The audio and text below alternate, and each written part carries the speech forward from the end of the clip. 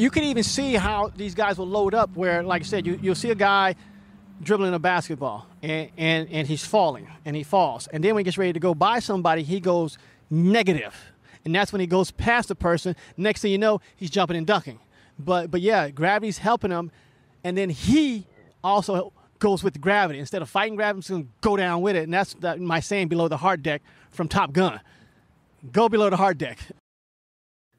That was Adarian Barr, and you're listening to the Just Fly Performance Podcast.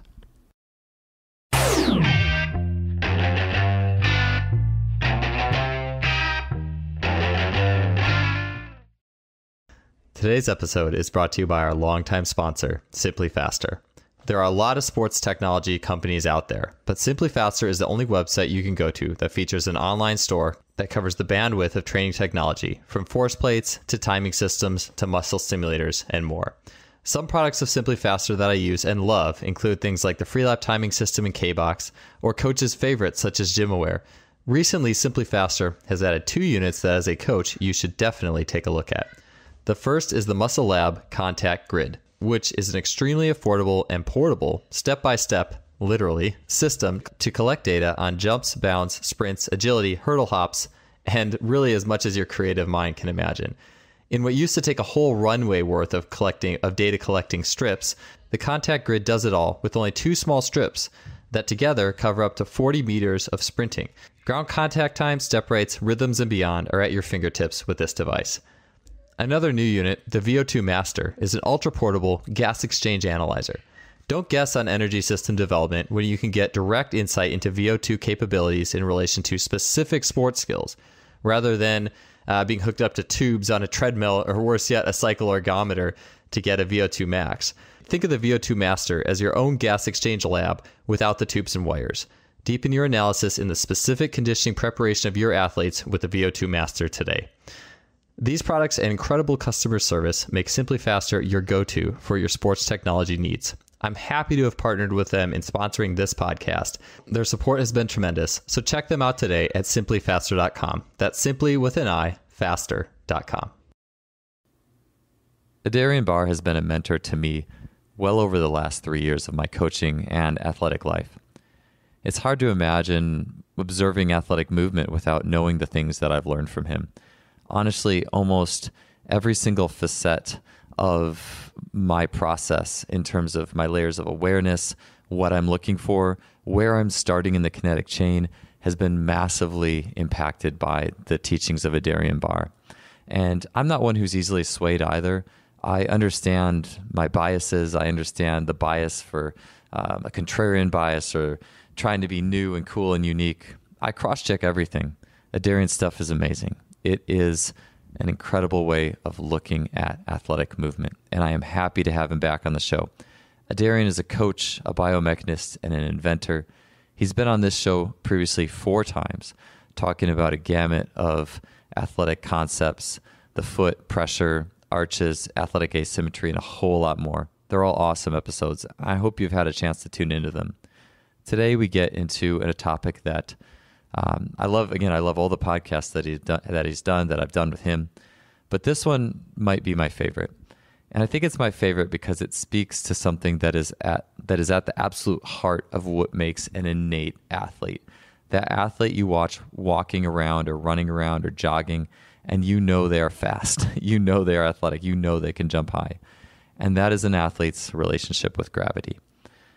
We all have the same 9.81 meters per second squared, and you're going to hear that in the show today. We all work with it, but yet so many things that are done in the coaching realm and things that I've done, things that I've instructed athletes in, presuppose or irritate or harm our relationship with gravity. If you watch children, and again, I don't want to take too much away from the show, but if you just watch natural athletes versus that really rigid, overcoached athlete, there's such a difference. And when you watch the people who are winning the 60-meter dash, Christian Coleman setting the 60-meter world record, running a 4.12 in the 40, he's doing things different. And he has a relationship with gravity that is different than a lot of other athletes. That's what we're digging into today.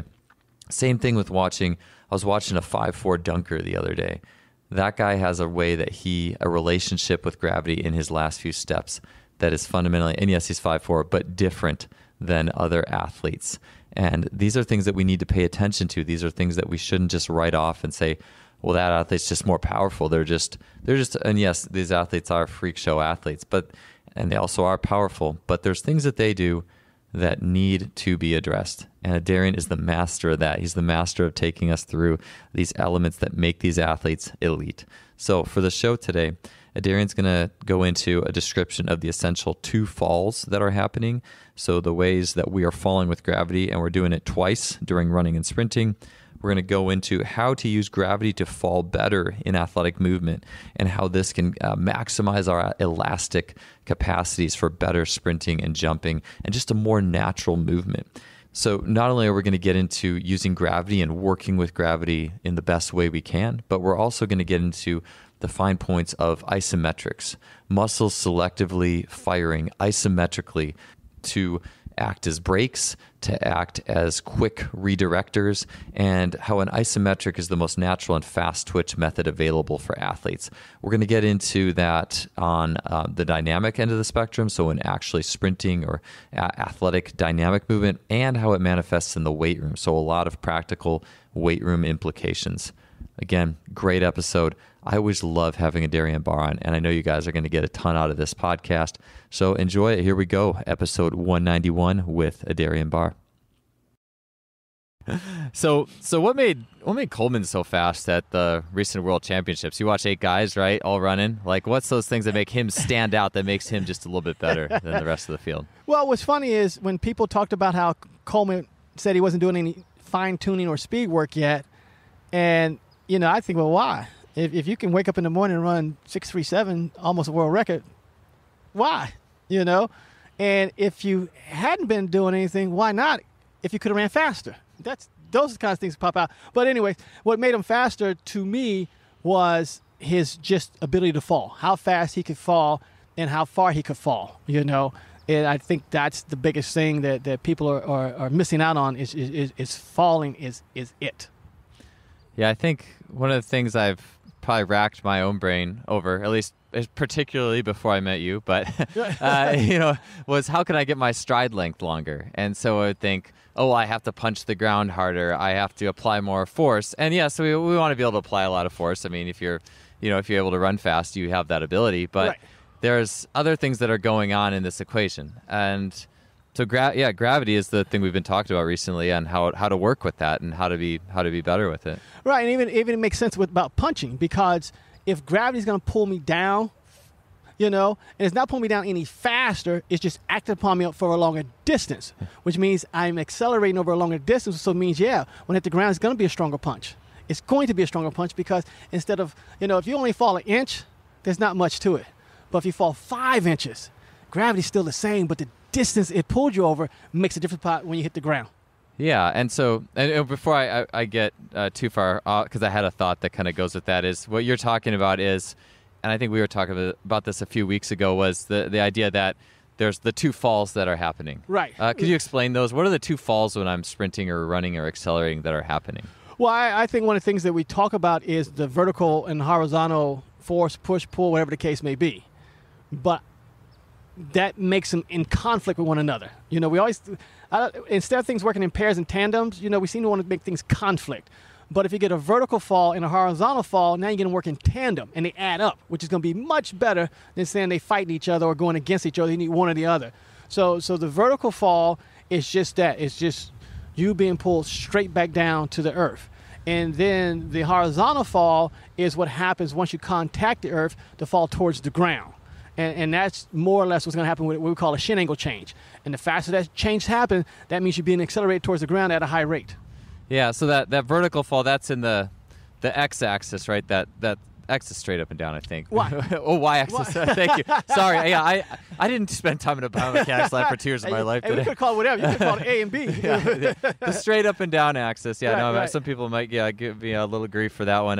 But the straight up and down axis of movement. So it's basically the first fall is our center of mass, if you will, right behind the belly button, like just falling straight down towards the earth. Right. And then the second one is once the foot hits the ground, that really the shin falling forwards that's the second fall. That's the second one, yeah. And some people have no fall. Some people have just a vertical, and some people have just a horizontal, and the best have both. They have a vertical and a horizontal fall.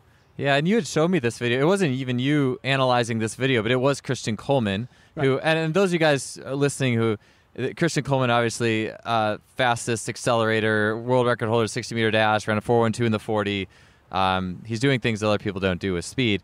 And someone had noted like his shoulders bobbing up and down a little bit in that acceleration. And you note people doing that as well in your videos clearly. But that, I think that represents a little bit like what you're talking about. Or can you talk about how he's using that? Well, that same thing is sprinting to me is controlling the fall. How we can manage these falls, how do we control these falls, and instead of us rolling down a hill out of control.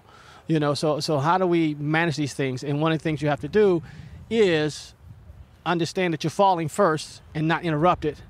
The second thing is, how do you fall faster? How do I make myself fall faster? And some of the bobbing is actually helping you to fall faster because now you get into levers. And I'm trying to take advantage of this lever to even fall faster. Yeah, I think an area that I know a lot of people definitely understand this, or at least I've heard it this way, is I've seen in the triple jump world, because I think triple jump is very unforgiving if you don't do it right. Right. Versus sprinting, you can do it wrong and still like not hurt yourself. Right. But triple jump, they'll say, I remember hearing this in like I think a Boost Nextator video or something, where you can't in triple jump like anticipate the ground, really sweep that leg down actively. You have to kind of wait for it and be reflexive. Right. And I think if anyone has triple jumped and bounded intensely, like they get it. Like they probably tried sweeping down and maybe they fell on their face or just didn't feel good or they jammed their bones in their foot or something, right? Like you can't do that stuff going through the air that hard and 10 times body weight, right? You have to work with gravity. But in sprinting, we have all these things that mess it up. Right. We have a lot of things that mess it up, from arm swing to using the big toe when we shouldn't use the big toe, to standing up. I mean, we do so many things to interrupt gravity pulling you back down and gravity pulling you at a high rate. Yeah. How does something like I think it's very common in accelerating to do like a punch, like really like punch or hammer that foot towards the ground. So how does that hurt our ability to make the fall and use gravity or work with gravity? Well, because this the whole thing. If you're falling, the brain's already anticipating something. And so if you're falling uncontrollably, the brain's going to try and punch the foot itself. It's control of what's going on. When you say you're going to punch the ground yourself, the brain's not expecting that. So now you got this unintended thing happening that you got to react to. That becomes a thing that the brain's already trying to help you, and then you interrupt the help that you're about to get. Yeah, it makes sense to me. We were talking about it a little bit before. It's like, as human beings, we were, designed, evolved, whatever, like to work with gravity, like to stand upright and to deal with 9.81 meters per second squared acting upon us. Right. And it's when we start to introduce these things that almost work against the way that we're designed to work with gravity, it starts to change the equation. We're presupposing the effects of gravity. Right. And people are fighting gravity when you shouldn't fight gravity. Yeah. It's like I tell people, it's the initial force that's acting upon the body. Yeah. A lot of times people talk about, sprinting or running or jumping, and they are saying the initial force is the muscle pushing you, but what's holding you to the ground already? Gravity. So that's the initial force that's helping you load levers and everything, get things going. And so that's what we must also maintain is working with that continued force versus fighting it. Yeah, and you were saying just a few minutes ago how gravity is fast. Like it's not a slow thing. Like it acts on you quickly, and so it's a powerful thing, right? Right. Well, think about the Falcon. The Falcon has to climb, I think, 900 feet just to reach 200 miles an hour. But once it gets back down to wherever it started from, in a sense, it's slow. It can't fly level. If it don't hit the pigeon before it levels out, it's done. We're in the same boat. It's just how far are we going to fall? And so those that fall the farthest will run the fastest, jump the highest. Those that don't fall, it won't. It's just that simple. Yeah, and I think that explains really well why Christian does have that bob. Like that. Bob, yeah, because he's falling and he's directing the fall. Now, whether he's doing it, involuntary or voluntary, that's a whole nother question. Yeah. But he is controlling it very well. 100%. And he's not fighting it, and that's like, why is he so low? The lower you are, the greater the fall. That's what people are missing out on. The lower you are, the greater the fall, because the shenanigans get involved.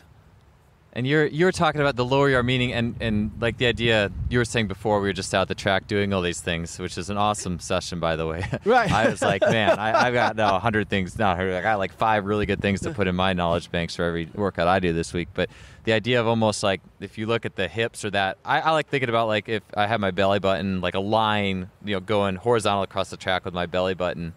You're talking about like falling below that line, like right. below, not pushing yourself above that rail or that line as you're going. Right. Because your brain has locked in 0. And so if you come back to 0, it doesn't care. If you go below 0, now it starts to worry, and it wants to stand you back up, which is what we want. We want it to stand us back up. So if I'm at 0 and I fall to what they would call -10, then I'm going to get a big reaction out of my body to try and get me back to 0. If I go to a +10, come back to 0, nobody cares again. Yeah, it's probably not far off like the stumble reflex. Like you have reflexes that are designed to keep us from landing on our face. Right. And that's we're not letting these things work for us. And everybody talks about running on reflexes, but then we interrupt these reflexes that are helping us go, and that's what we're talking about even like with Kemp. Kemp is beating Coleman 15, 20 meters because he's falling better than Coleman's falling. Mm-hmm. And then he stops falling and Coleman keeps falling. Next thing you know, it's a whole different race. And I'm pretty sure that's what he's been trained to do, is stand up and start running. And then all of a sudden, he's not falling, and then Coleman goes right by him. Yeah, and everyone out there who's listening to this, obviously we don't have video running live. It'd be cool if we had this like live video we're like watching together. Maybe someday that's gonna happen. We're gonna do that. But go to watch. I'll tag it in the show notes. Go to justlifesports.com. Watch the show notes. We'll have that 60-meter final. You can watch how Kemp and Coleman are using gravity differently at those different portions of the race. It's just built. You think about too, like anyone watching jumping, dunking, which is so innate, right? Because those guys don't have coaches sitting there telling them how to do a 360 off the backboard. Like no one's coaching. Either you do or you don't. And that guy's using gravity to fall into the as naturally. He's not like interrupting it. Right. You can even see how these guys will load up. Where, like I said, you'll see a guy dribbling a basketball and he's falling and he falls, and then when he gets ready to go by somebody, he goes negative. And that's when he goes past the person. Next thing you know, he's jumping and dunking. But gravity's helping him. And then he also goes with gravity. Instead of fighting gravity, he's going to go down with it. And that's my saying below the hard deck from Top Gun. Go below the hard deck.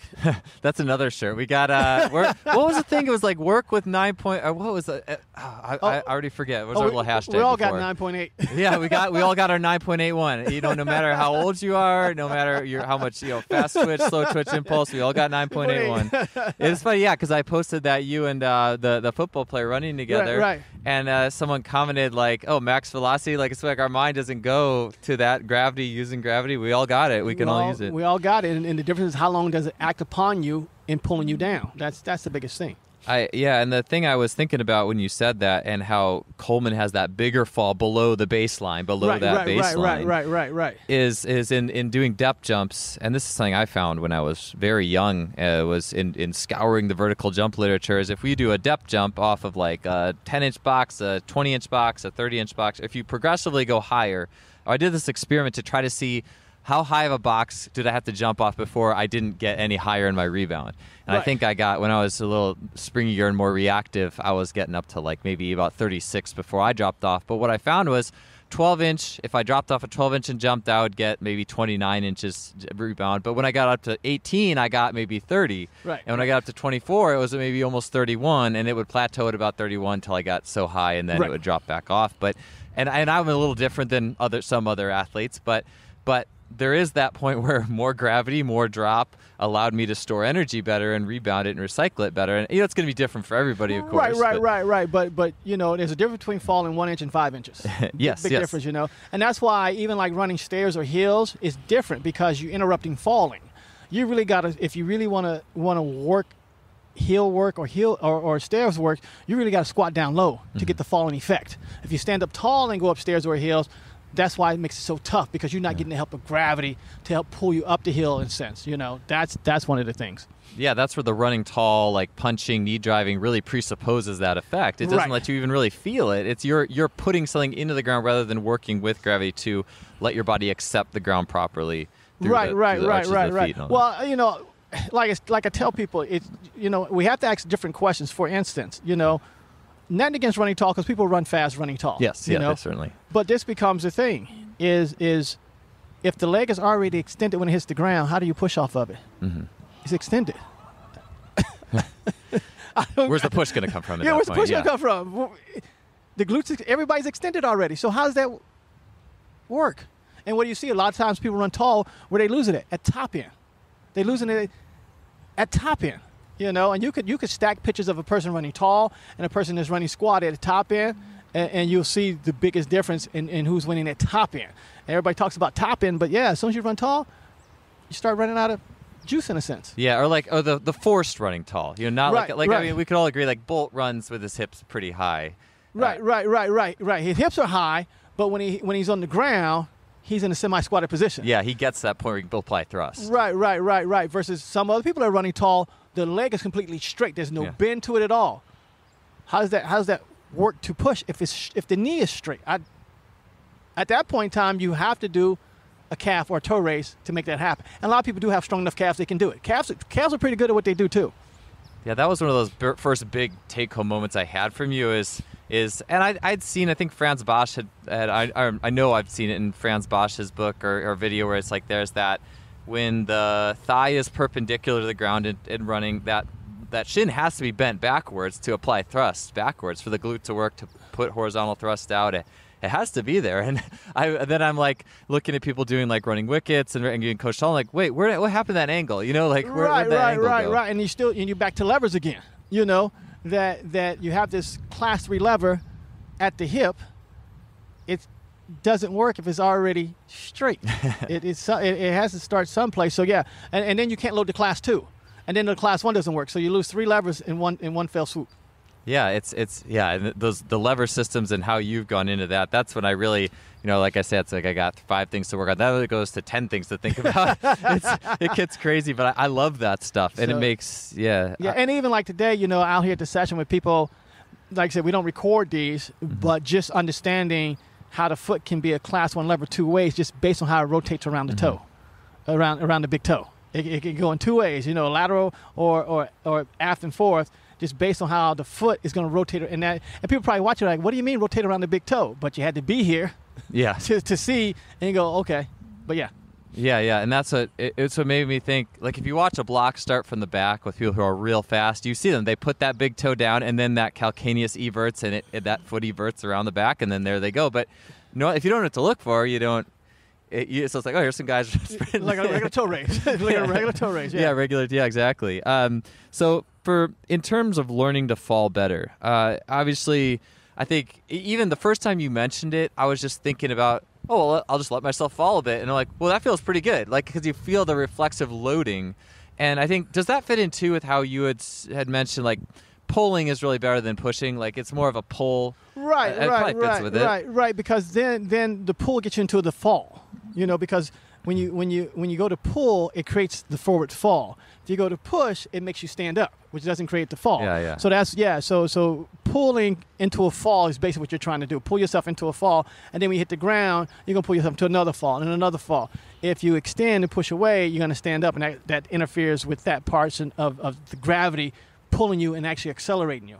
Cool. Yeah, that makes perfect sense. So I mean, yeah, and I never, even back when I was 20 years old, and I don't know if I mentioned this on one of our former podcasts, but some coach came in as a guest coach to teach us block starts. This is when I was in college, and his big thing was, and I'm like pure elastic. I'm not the best in the squat rack anyways. And this guy had big quads. You can just kind of tell this is his thing is, really like work that front leg, that front quad in the block and push out of it as hard as you can. He was trying to get everyone to do that.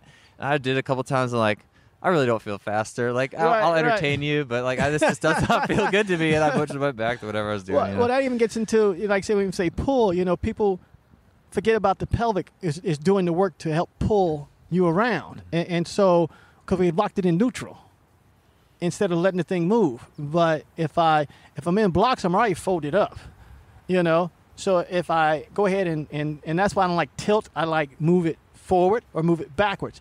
If I'm in blocks, and I push my pelvic forward, it's going to pull me out of the blocks and create me a fall.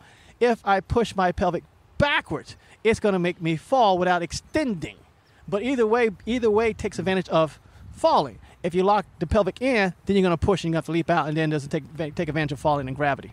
So you're really, by that you're saying that if I'm going to run and let's say I have my left leg in front and my right leg in back, as I start going, that right pelvis, that back leg, and the right the pelvis that's on that right leg in the back side of my body, as that comes to the front, that right pelvis is going forward and helping to lift me to create the fall, essentially. Right.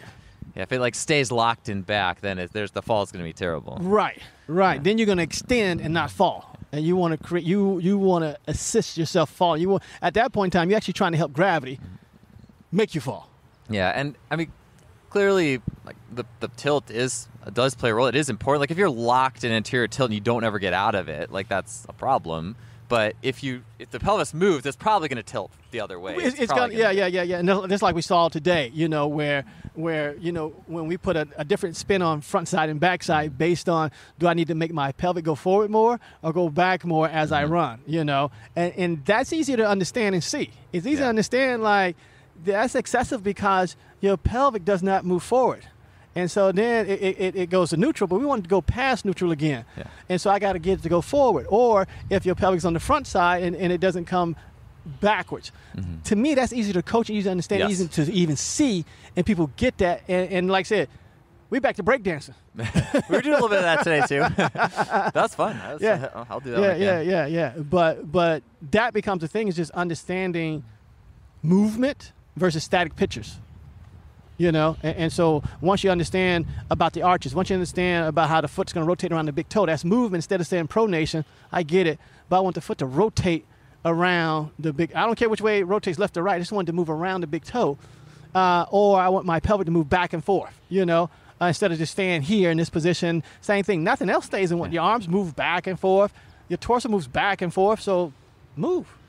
Yeah, I think that if you just move your pelvis from a backwards position to a forwards position, it's probably going to tilt in the correct way it's supposed to. Yeah. And it's never going to be too much because your range is your range, and that's what we forget.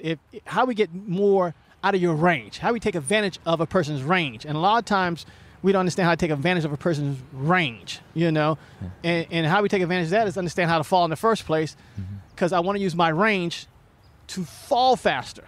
That's what I want to do. You're listening to the Just Fly Performance Podcast, brought to you by Simply Faster. When I'm sprinting as well, like I know I've heard it said, well, sprint, have an athlete in a slightly posteriorly tilted position at top end speed, but then if I do that, there's not really an alternation. It's harder for me to work with gravity if I'm kind of stuck in a back position, isn't it? Like that's what that front to back is. Or does it change at top end speed as well? Like what are your it's going to change. Well, it's going to change because what you'll see in races, the person that is winning out the block, say to 30 or 40 meters, the pelvic's moving and they have hip cycles.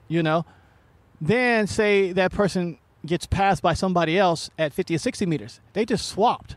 Now this person pelvic movement finally kicked in. The other person pelvic movement is petering off in a sense. So that's the biggest thing that you see when somebody's getting past the top end. It's just the hip cycle starts kicking in. That means the pelvic is starting to move now. So it does matter. It's just a matter of can you keep it moving for the whole race. Sure, like you need to keep hip cycling through the whole race. If you stop, that's when I think a lot of people know when they see it, like you tighten up, have my air quotes, like you tighten up and you slow down, but it's really the hips. Really like the hips specifically, the hips stop moving, and reciprocally the shoulders probably stop a little moving, bit too. Yeah. And then people forget too that you have two things going on. You have this joint at the hip, and you have a femur that's doing something, and then you have this pelvic that's doing something. And they're both working together to make this leg twist and turn, do all these kind of things. And oftentimes we say, lift the leg. Well, if you just lift the leg, you're leaving part of that, the other half of that joint, the other bone, you left it out of the equation.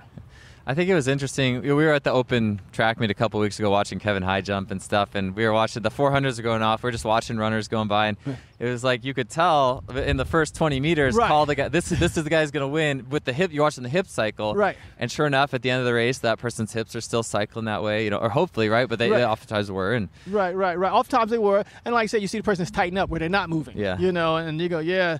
But that becomes the thing is that we it's about movement. It's stuff moving and not stuff stuck in one position.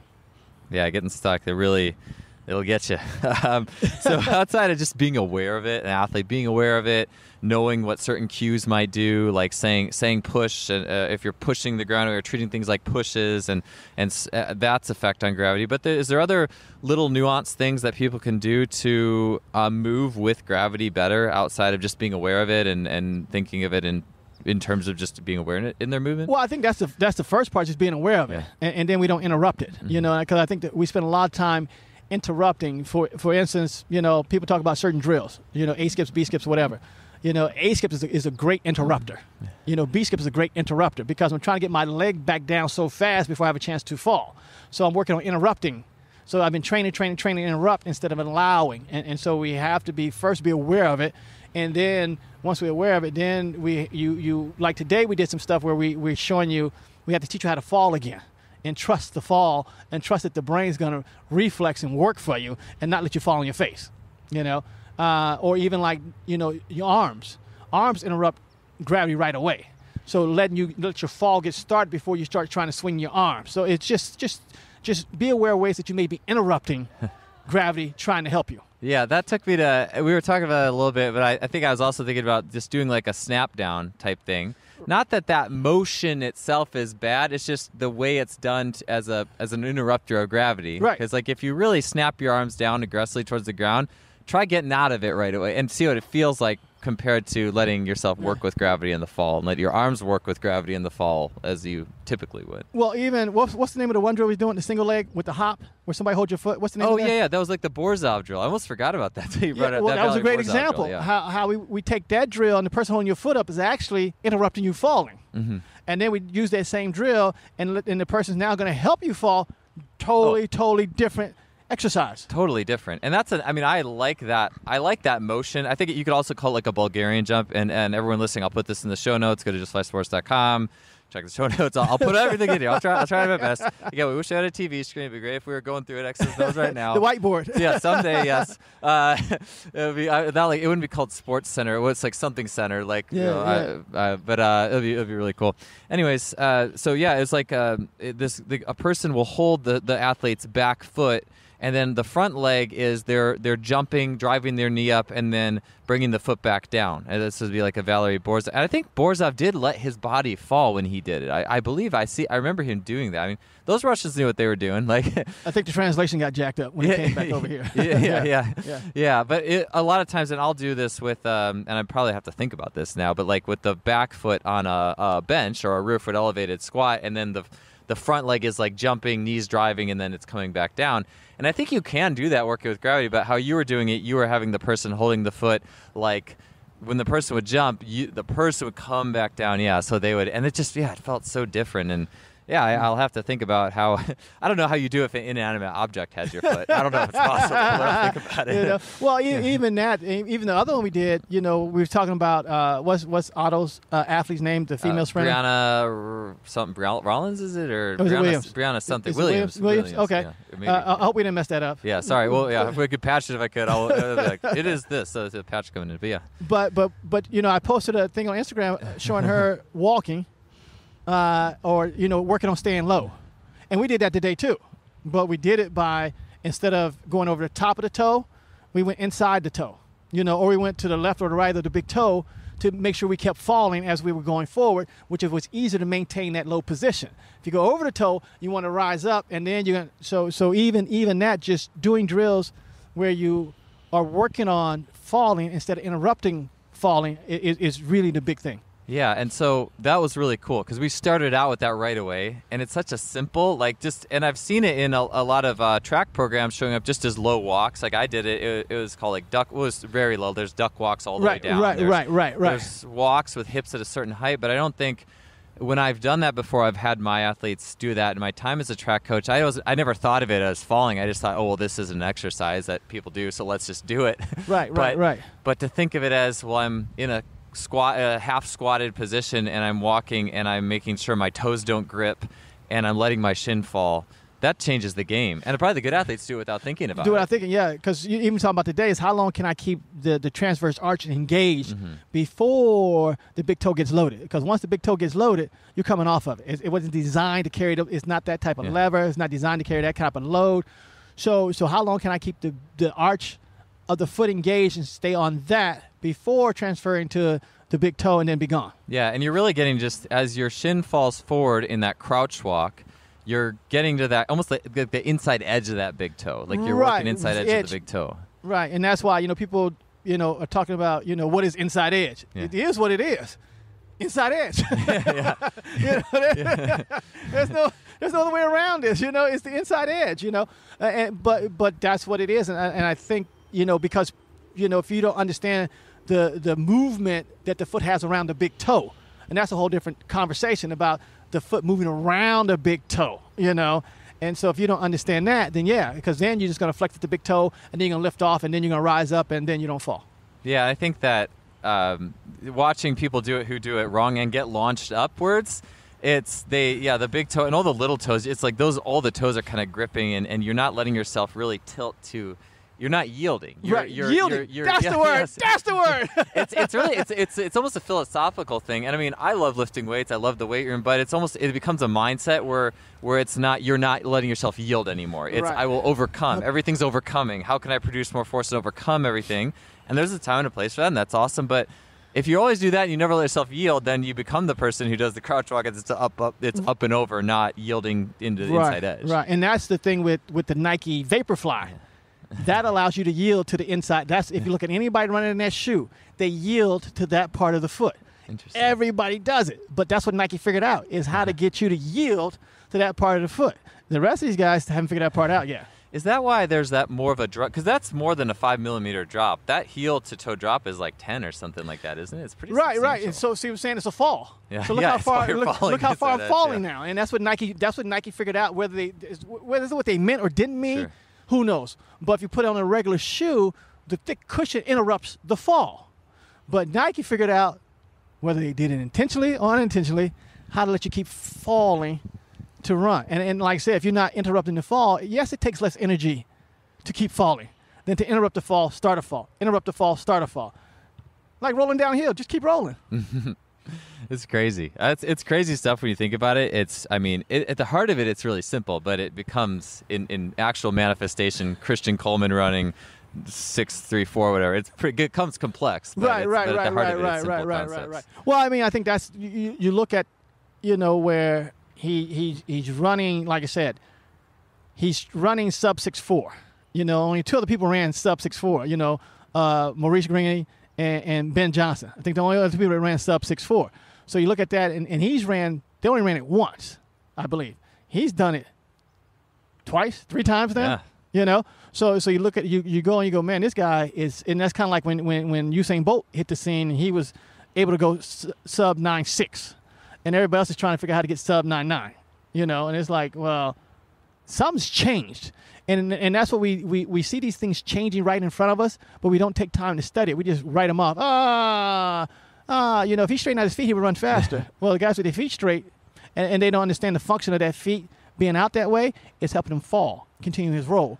If he turned that feet forward some, it will interrupt it. Now, we talked about Christian Coleman earlier, too, where at top end, it may be hurting him. And that's why, like I said, Ben Johnson, Maurice Green, both sub 6'4" guys, but still 9.79. And Christian Coleman, I think, is in that same range right now.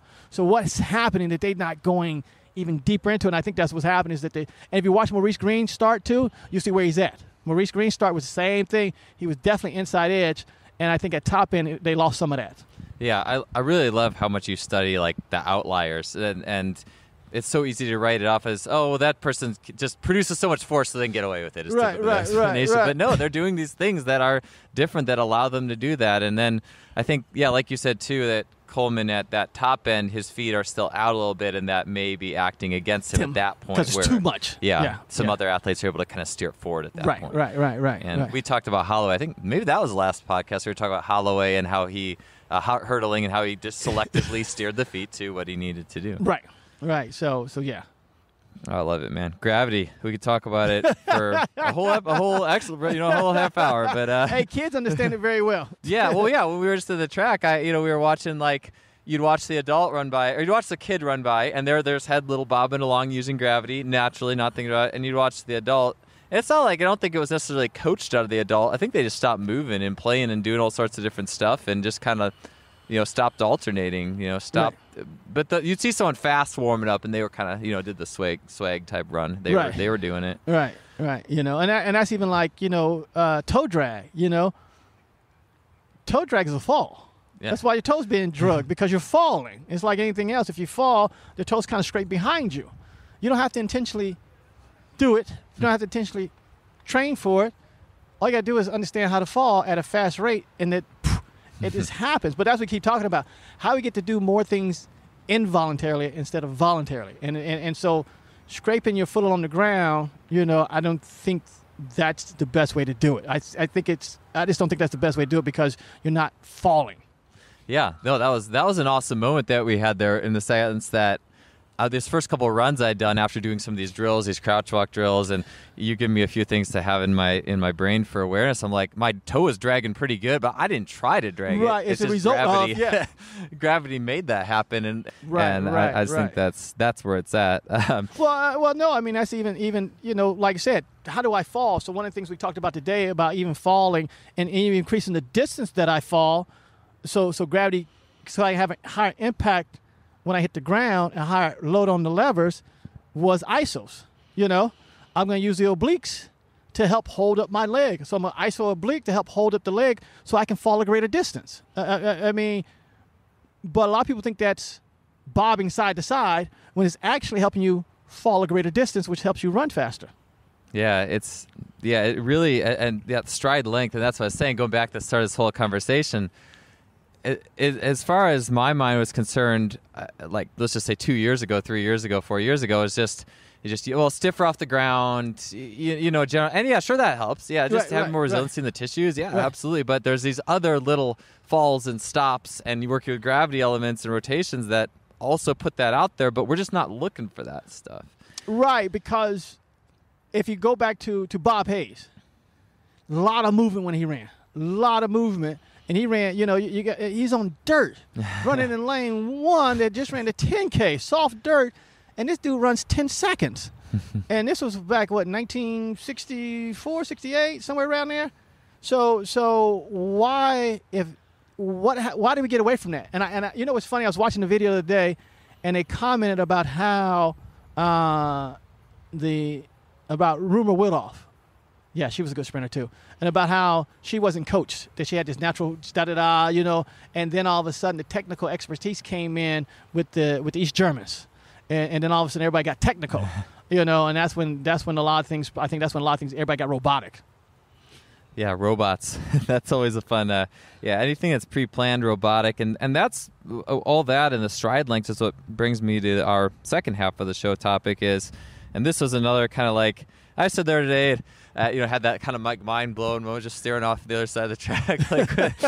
But before, it was like 2 months ago, it was that the selective isos and brakes and stops to create stride length. Right. And so talk a little bit about that, like why the muscle would selectively fire to stop a joint from rolling or moving in a sprint, a jump, throw, whatever. Like, why would the body want to stop itself in that motion? Well, that's one of the best things. ISO is like the best word ever, and the definition holds true. Nothing's changing length. And so if you want to stop something from moving, you got to stop it from changing length. And so ISO is the best way to do it. So, for instance, I want to hold my leg up. So what's the best way to hold the leg up? Well, stop the upper body from extending. So put an ISO on one side, and all of a sudden the leg can't extend because the upper body can't extend. It's brilliant. It's brilliant. It's so easy and brilliant that, just don't let something move. ISO it, you know. But and also you're talking about how fast can you be the ISO. You know, if you're talking about somebody like Usain Bolt who bobs side to side, how fast can you be the ISO? That's fast now. And we never think about fast switching. And that's what we talk about fast switch. Can I turn it on, turn it off? ISO is the best fast switch system ever because I don't want to hold this forever. But I want to hold it and get rid of it, and then go to the other side, get rid of it, go to the other side. So yeah, it's how do you stop something from lengthening? ISO, because I don't want to pull it back up, and I don't want it to drop. ISO. Yeah. When I was doing a lot of research, when I was writing speed strength and everything that went with that, and I was going through some East German stuff. Speaking of East Germans, I think it was Russian or East German or something, but they hooked EMG electrodes up to someone sprinting. Right. And if you look at those electrodes, you see muscles that are on for just blips, just like light switches, like literally like maybe 300-400 this muscle's on at this point in the sprint cycle. And so looking at that from, I think the easiest thing it was for me to see the selective ISO was the calf and like the shin drop. Like we've talked about shin drop. The shin has to drop to accelerate. Right.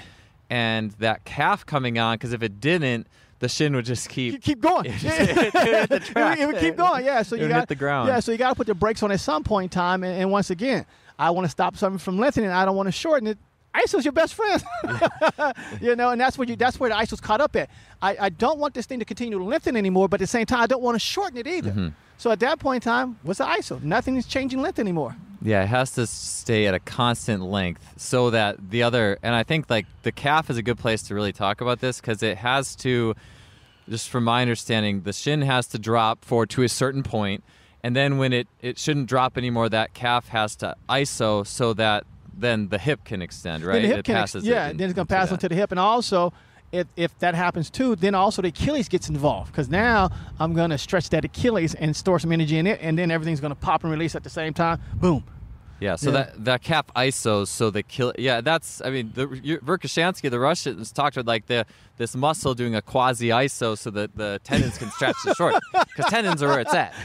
Yeah. So that's where, you know, but it's like I say, it's cool words, and that's one of the few words that actually is what it is. Yeah. You know, these other words, pronation, supination, we can twist those so many ways. Yeah. ISOs, you can't twist. It makes it easier. Yeah. Like with the hips too. I mean, I know we're talking about ISOs now, but it's if I'm running and I'm thinking of, okay, I'm going to posteriorly tilt my pelvis, hit now, and I'm going to supinate my foot now. It really gets confused. And if I get confused, and I've been doing this for 15 years, an athlete who's just out in the, you know, how do I be faster? You know, am I going to? Yeah, it just makes life easier. And also keep in mind, what's the one instructions athletes don't have a hard time with? ISOs. I mean, and that's the thing that's good for both worlds. I mean, I was just talking about the weight room and how when we get too caught up, but I will say like ISOs are cool in the weight room. Like it's a thing in the weight room, so it can be a thing in the track. Like this exists in both worlds, right? And the idea of muscles being on and off, and I did that episode with Sheldon Dunlap talking about like oscillatory isometrics, work the bottom of a squat up and down really quickly. It's like ISO fast, and now people's stride lengths are going up. Like I think that all comes from a similar place, right? And just learning to respect and appreciate that, and right. And but we've been working on what eccentric concentric.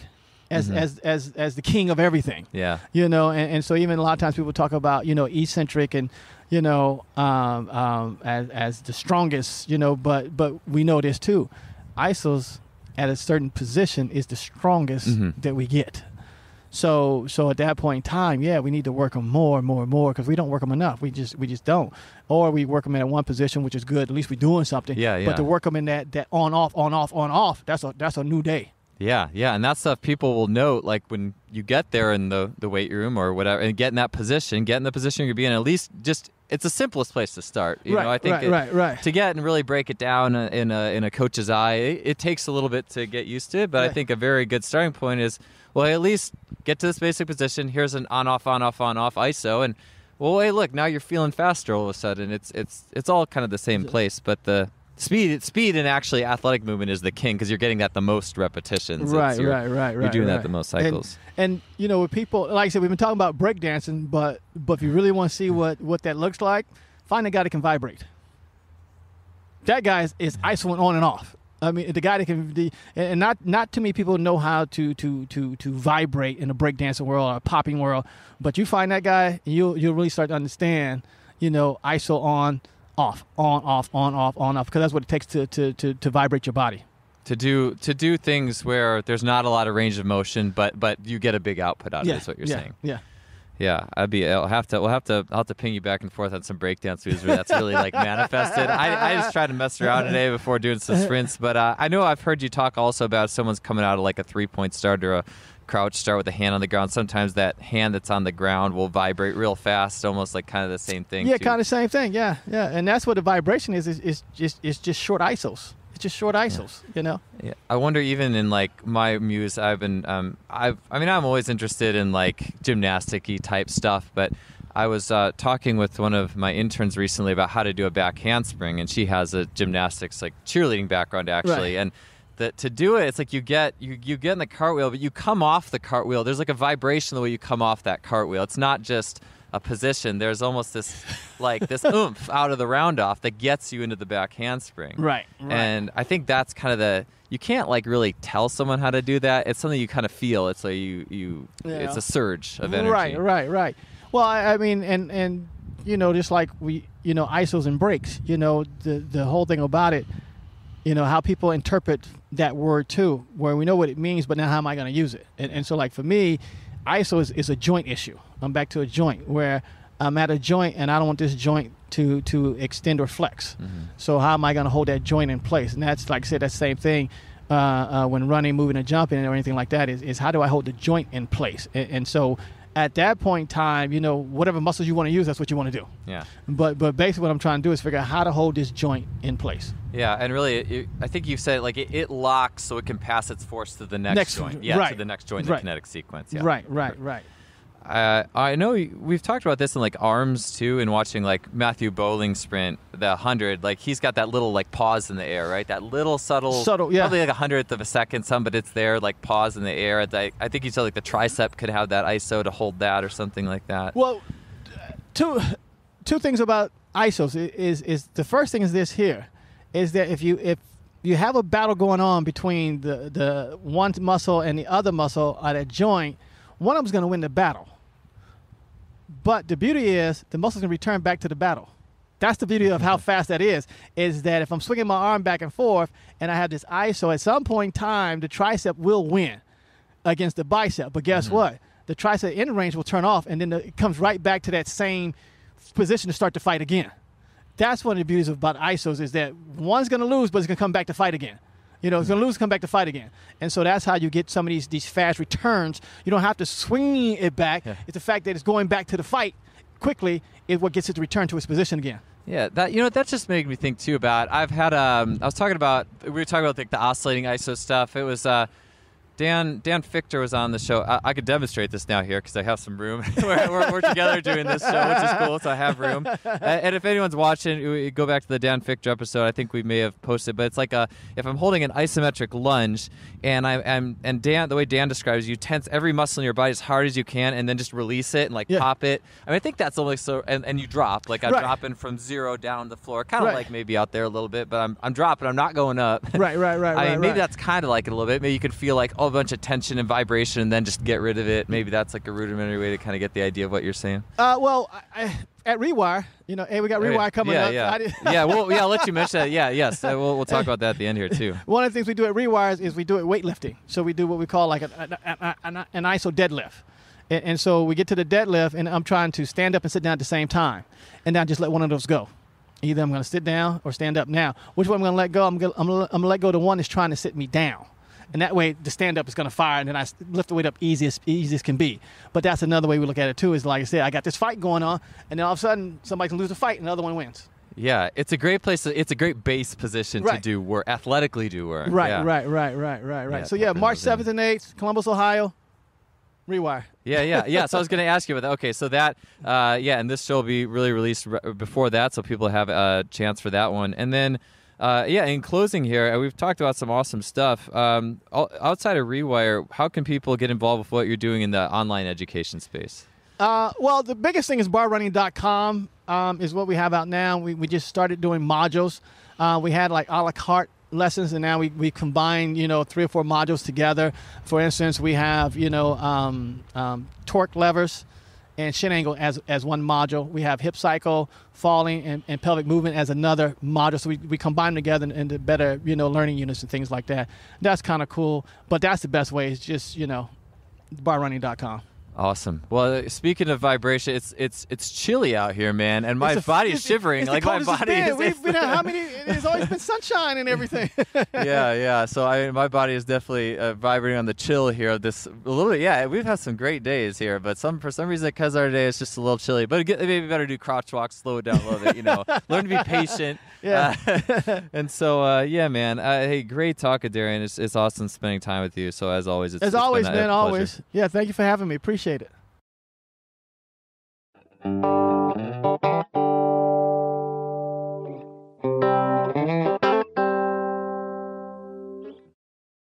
All right, that does it for another show. Thank you guys so much for tuning in. That was fantastic. I love having Adarian Barr on. Every time I work with him, every time I talk to him, I always end up just sitting there staring off into space, having this mind-blown moment.